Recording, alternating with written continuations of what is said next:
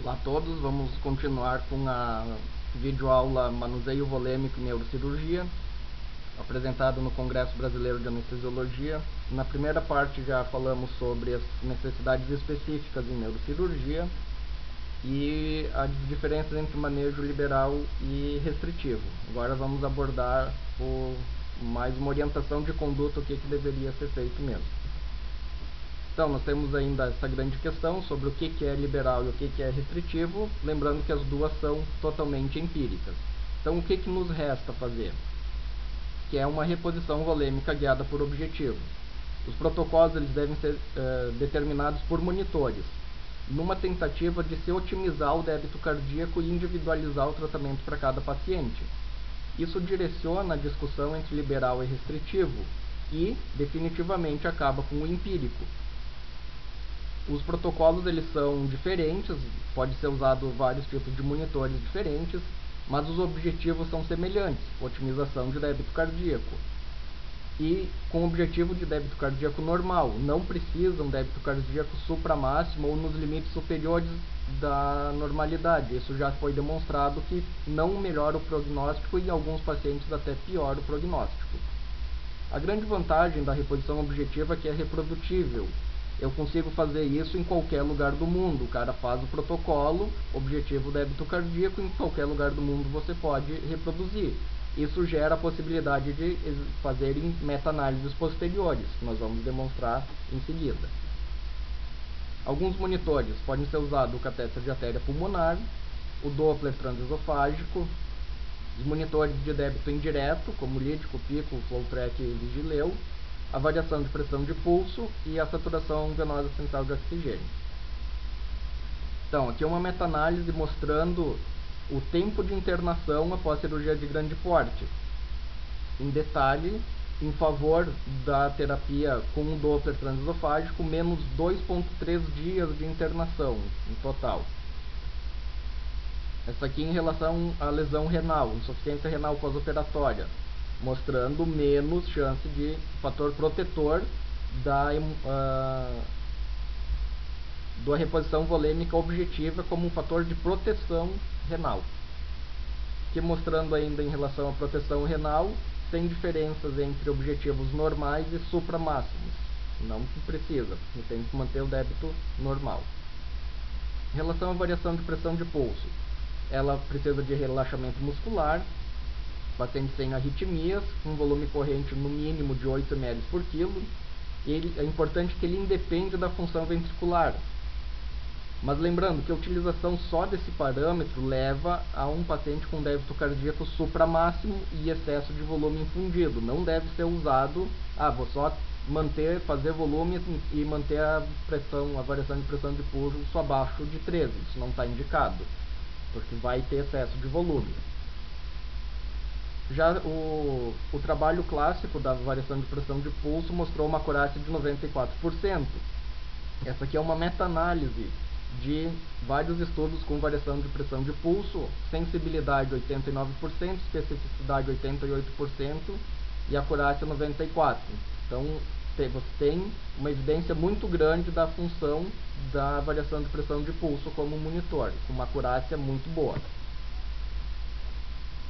Aqui, lembrando a curva de Starling, de débito pela pré-carga, o que o delta PP te diz? Se ele estiver acima de 13, se você fizer volume para o paciente, ele aumenta o débito cardíaco. É só e unicamente isso que ele te diz. Se você mantiver ele sempre com o delta PP normal, você vai ter ele sempre naquela curva superior, onde a infusão de volume, refletindo a pré-carga, aumenta muito pouco o débito. Então ele não deve ser usado desse jeito, como monitor único. Em relação à saturação venosa central de oxigênio, ela é considerada como um reflexo do débito cardíaco, lembrando que durante a anestesia o consumo é menor e ele é mantido praticamente constante, e ela demonstra uma relação clara entre oferta e consumo de oxigênio, e reflete também a saturação periférica e a perfusão da periferia. Então, esse é um slide que vai mostrar a interação de vários objetivos que vão te dizer a mesma coisa. A saturação venosa, que é muito utilizada, mostrando o transporte pelo consumo de oxigênio e entrando na área isquêmica. Então, o seu objetivo é uma saturação venosa acima de 70. O lactato te diz a mesma coisa, ele já foi comprovado que o lactato aumentado é pior o prognóstico do paciente. Também te diz a mesma coisa, que quando ele começa a aumentar, acima de 2, o paciente está tendo isquemia tecidual em algum lugar. E o delta de CO2 gástrico arterial mostra a mesma coisa. Se o delta começa a aumentar, está tendo isquemia periférica. E você precisa aumentar o débito, melhorar o débito cardíaco desse paciente. Esses 3 exames te dizem exatamente a mesma coisa.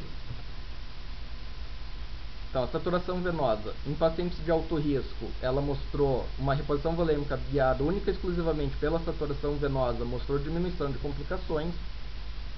Já se sabe que uma baixa saturação venosa está associado a pior prognóstico. Foi comprovado como um objetivo para sepse, fazer manuseio volêmico baseado em objetivos em sepse só pela saturação venosa melhora o prognóstico do paciente.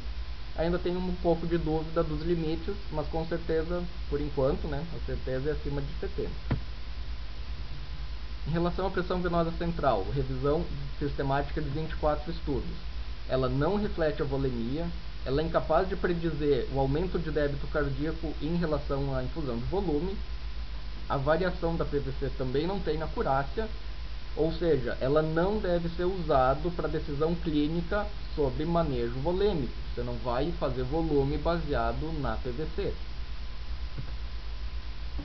Em relação a coloides e cristalóides, não tem diferença de mortalidade com qualquer tipo de coloide, não tem evidência na literatura para justificar o uso de rotina do coloide.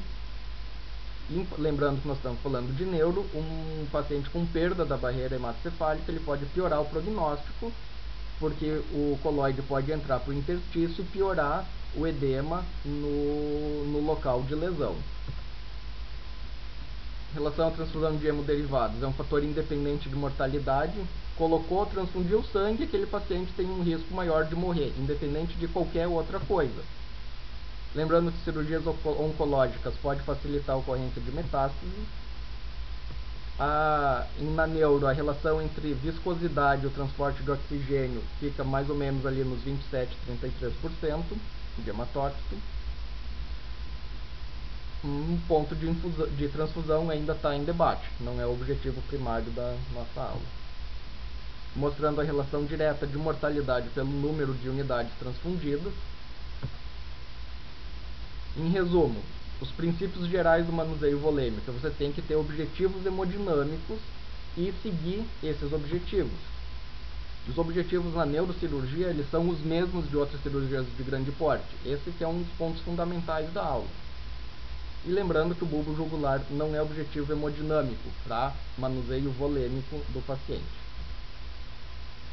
Esse fluxograma foi eu que criei, baseado numa série de outras fluxogramas e da literatura, que a gente utiliza para explicar qual é que é a sua ideia. Você tem alguns objetivos que estão no quadrado lá de cima.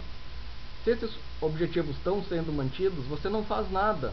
Você só mantém as condutas, reavalia em 1 hora, ou se tiver algum sangramento importante, ou se tiver alteração de parâmetros. Você só vai pensar em fazer volume se esses objetivos não estão sendo alcançados. A hora que esses objetivos não estão sendo alcançados, você vai olhar o que? Por primeiro, vai olhar o delta PP. Se ele tiver aumentado, tiver alargado, você vai saber que se você fizer volume, o débito vai aumentar e provavelmente vai melhorar o teu objetivo hemodinâmico. Então, se você está com a saturação venosa normal, uma pressão normal, e o delta PP está em 20, está em 30, você não precisa fazer volume naquele momento. Você vai manter o teu objetivo hemodinâmico. Se você tiver com teus objetivos, lactato, saturação venosa normais, e a pressão estiver um pouco baixa, você pode fazer um vasopressor, especificamente para corrigir a pressão, porque o teu objetivo hemodinâmico está sendo mantido. Você só vai pensar em fazer transfusão, tirando as situações do asterisco, se o paciente tiver com indício que ele precisa de maior transporte de oxigênio. Se a sua saturação venosa e o lactato estão normais, você pode tolerar um paciente com 7, com 6 de hemoglobina até se acabar a cirurgia, se corrigir sangramento, porque ele não está precisando aumentar o transporte de O2. Se você seguiu esse fluxograma, primeiro um, depois o outro, e os seus objetivos foram atingidos, você volta a reavaliar sua DIUR depois de 1 hora, ou se tiver alguma alteração importante.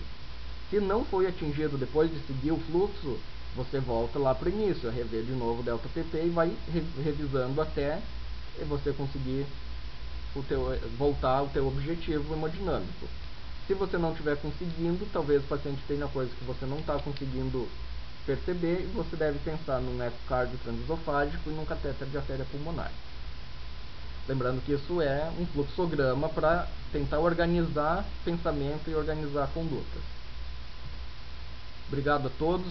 Se tiverem interesse em ver outras videoaulas no nosso site jorgepreto.com.br, anestesia baseada em evidência, vão ter outras videoaulas, vão ter artigos, notícias, e aí estão meus contatos, Twitter, Facebook, YouTube e meu e-mail. Obrigado a todos e até a próxima videoaula.